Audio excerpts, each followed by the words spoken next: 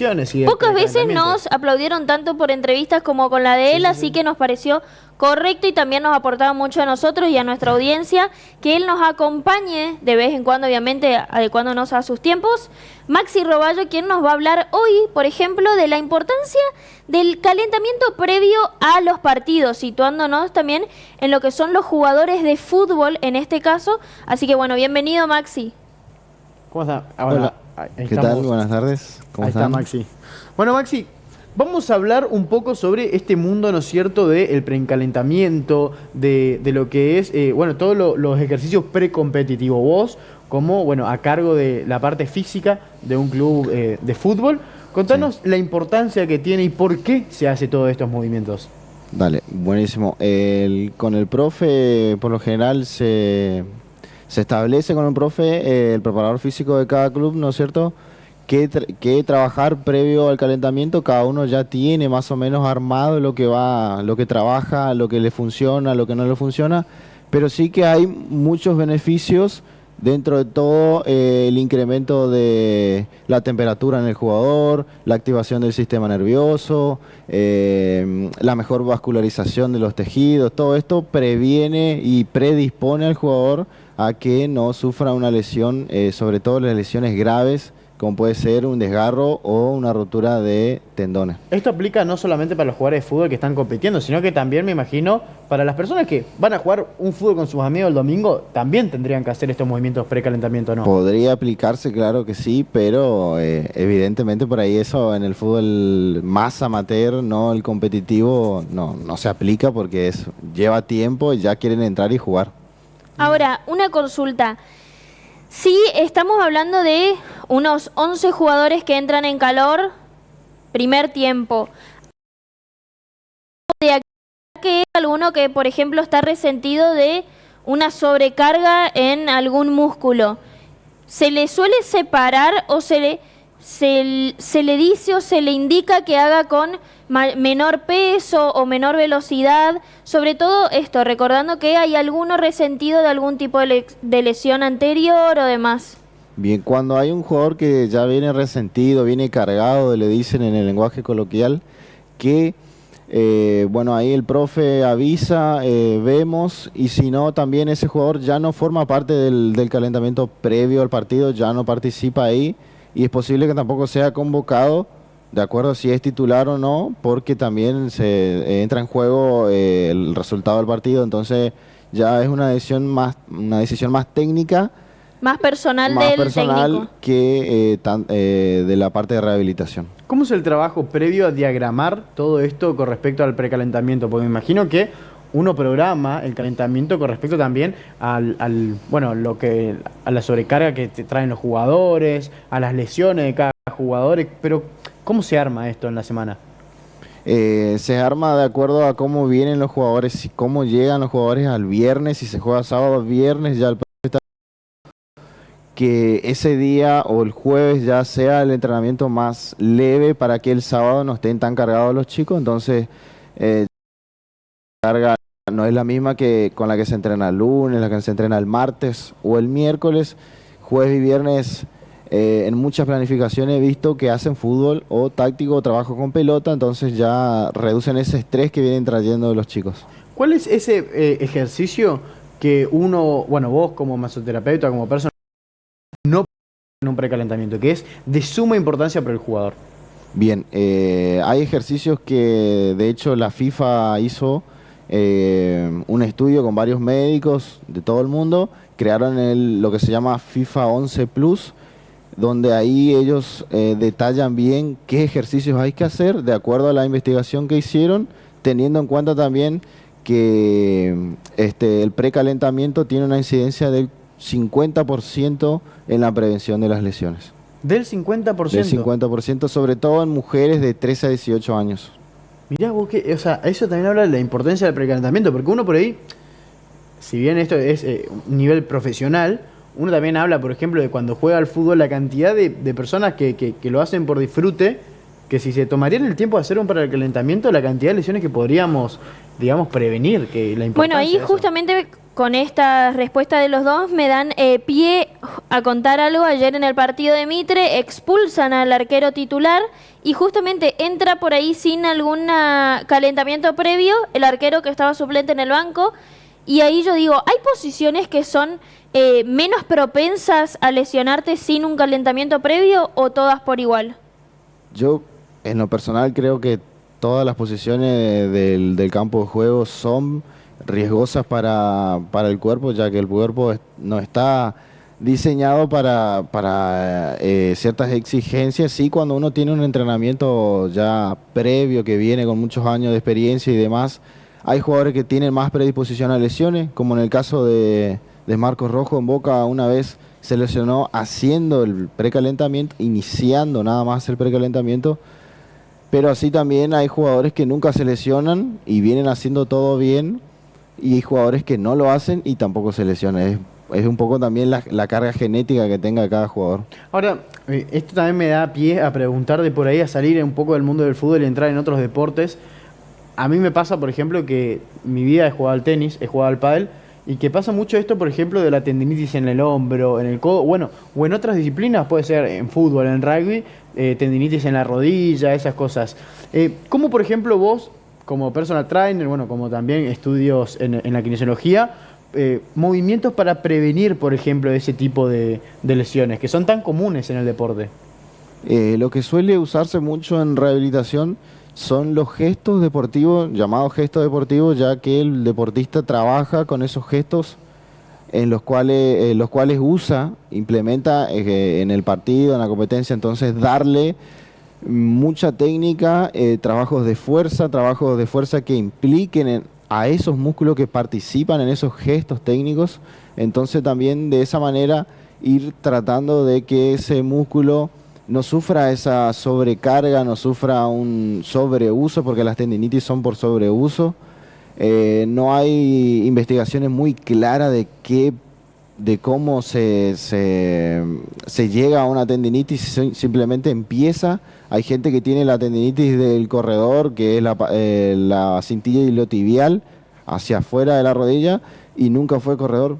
Entonces es muy relativo también eso. Eso, por ejemplo, habla un poco también, obvio que en cualquier caso creo que recurrimos al médico, al kinesiólogo, al masajista una vez que nos sucede algo, ¿no? Siempre. Entonces, pregunto esto en mi ignorancia, ¿no? ¿Hay ejercicios para justamente reforzar esas articulaciones o músculos con respecto a cada deporte en particular? Porque Lucas hablaba esto del pádel, que por ejemplo, hombro, codo, muñeca, después, bueno, el fútbol, tobillo, rodilla. ¿Hay como actividades especiales para cada deporte y para cada músculo que se usa? Porque en el fútbol normalmente no se usan los brazos, ¿no? El torso.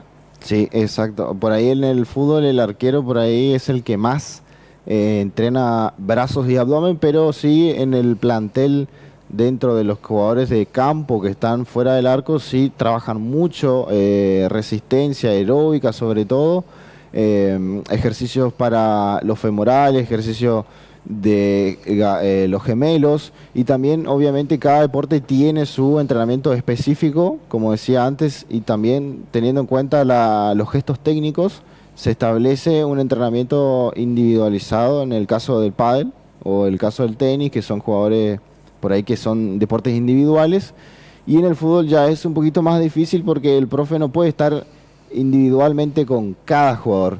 Entonces es una planificación general y bueno, después si hay una lesión se trabaja individual, sí, pero se trata de que el trabajo sea general y ver después los resultados ya individuales de cada jugador. Maxi, ¿y qué pasa si una lesión no se trata? Si yo tengo hoy una tendinitis y no me voy al kinesiólogo, no me voy al médico y sigo haciendo mi deporte, ¿qué puede pasar?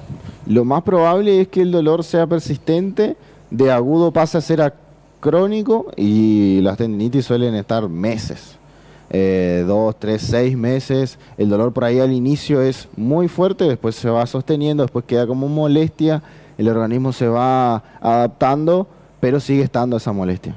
Y lo ideal en el caso del deportista es tratar, porque si no se queda fuera de competencia, no hay. ¿Qué es lo más grave que puede pasar si no te Queda- tratás una tendinitis? ¿Que se vuelva crónico? ¿O puede generar, por ejemplo, algún daño en el músculo, en un tendón, que después sea quirúrgico? Sí, las tendinitis suelen ser quirúrgicas, y en el caso de que sean quirúrgicas ya eso es otro tema, es otro entrenamiento de adaptación, de nuevo enseñarle a esa articulación, a ese músculo a volver a agarrar esa confianza, porque también entra en juego lo psicológico, que el jugador ya después no confía en sí mismo de la misma manera que cuando estaba sano. Mirá vos. Volviendo un poco al equipo de fútbol, se me vuelve otra duda y digo, con respecto al calentamiento previo, por ejemplo, el sábado juega Bron, al calentamiento previo a este partido, vos como personal trainer conocés a tus jugadores y sabés qué tipo de ejercicios les podés dar y cuáles otros por ahí no hacen falta. Cada calentamiento previo a cada partido de Bron, ¿son iguales los ejercicios? Suelen ser iguales los ejercicios previos al calentamiento, al partido suelen ser iguales. Ya hay una planificación establecida por el PF, que es Omar Benítez. Él ya tiene una planificación y a lo largo del año la he visto que la ejecutó de la mejor manera, y la verdad que hasta ahora no tengo nada que decir, porque está muy bien hecho todo el trabajo del profe. Sobre todo porque también en el gimnasio del club a veces se hace una activación ya. Previo al calentamiento, una activación. Mirá. Claro. Y después el calentamiento en sí, que se hace en el campo de juego. Y otra por ahí que viene de la mano con eso, si bien obvio, quien va por ahí a mirar los partidos de los equipos más conocidos aquí de Posadas, ven el estado físico de los jugadores, pero por ahí en otros equipos de otras categorías, ves que algunos están con un exceso de peso. Eso interfiere un poco en lo que sería este calentamiento. Me refiero a con el tema de las lesiones. ¿Interfiere un poco el tema del peso en cada lesión o depende qué lesión sea? Sobre todo los jugadores que por ahí están en exceso de peso suelen tener problemas de rodilla en las articulaciones inferiores de la cadera hacia abajo suelen tener problemas, porque ya agregarle al sobrepeso la exigencia física del partido, del salto, de la técnica, de patear, de saltar y demás. Obviamente el cuerpo tiene que adaptarse, se va adaptando, pero son mucho más propensos a sufrir lesiones y graves. Mirá vos, Por eso- esta sobrecarga, obviamente, de este tipo de peso también, que si estuvieran en un buen estado físico, por ahí eso se evitaría. Así es, totalmente. Si el jugador está en condiciones físicas óptimas, es menos probable sufrir lesiones, pero nunca se sabe, obviamente no hay un libro exacto, una ciencia exacta de diga, si no te vas a lesionar.